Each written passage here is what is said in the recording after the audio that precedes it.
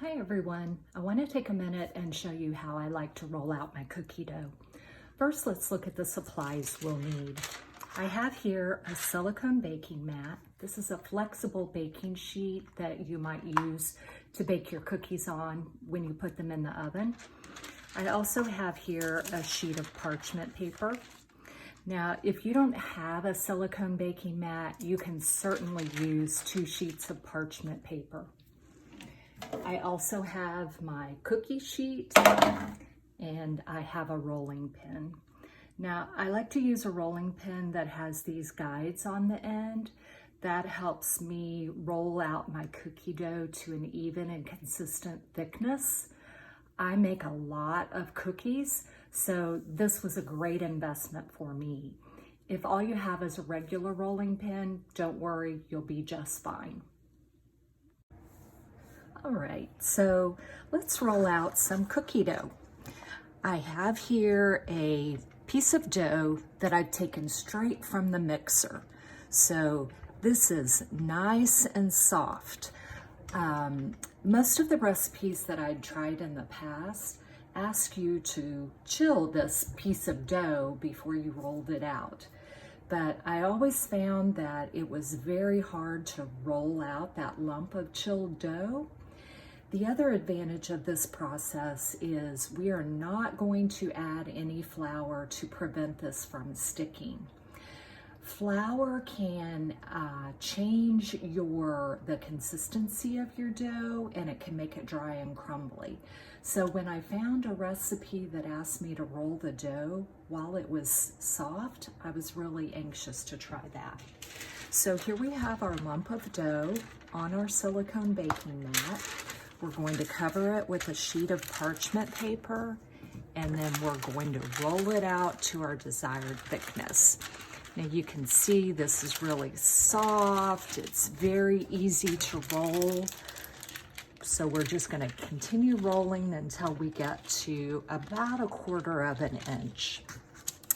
I may have to lift the parchment paper once in a while if it's wrinkling, but you'll see that that paper is really easy to lift.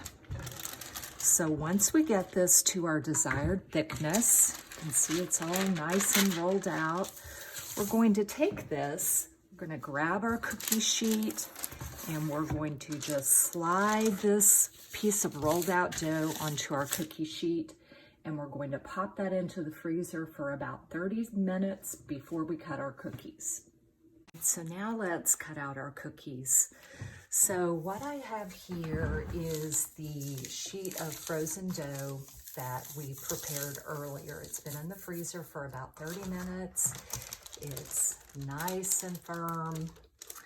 So the first step that we're going to do is flip it over and peel off the silicone baking mat. So you can see how easy that came off.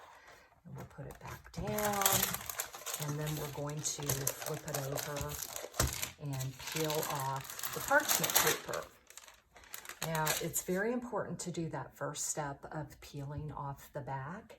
If you don't do that when you cut your cookies, they will stick to that bottom surface. So that's a very important step. So now what we're going to do is take our cutter. I have a heart-shaped cutter here. I think I got this at Target. And we are going to press it into our cookie dough. Now, if you find that your dough is too firm, you can't get the cutter through it, then just let it sit aside for a minute or so to soften up. So now I press my cookie cutter in, and you can see when I pulled the cutter up, my dough is still in there, but it's got a nice, smooth, even shape. So what I'm going to do is grab our cookie sheet. I've placed the parchment paper on there, and then we put the cookie cutter down, and we can use our finger to gently press that out. But look how nice and neat that shape stayed. I did find that if I tried to cut cookies with really soft dough, I had trouble maintaining the shape as I transferred them to the baking sheet. So what you'll do is just cut out your cookies, spread them probably about 1.5 to 2 inches apart. You will have a little bit of spread with your cookies, but you shouldn't have a lot. So we'll fill out our cookie sheet, and then I like to pop this back in the freezer for about 10 minutes again, just to chill it and firm it back up. That will help it keep its shape in the oven, and you'll come out with cookies that have these nice, clean, crisp edges on them.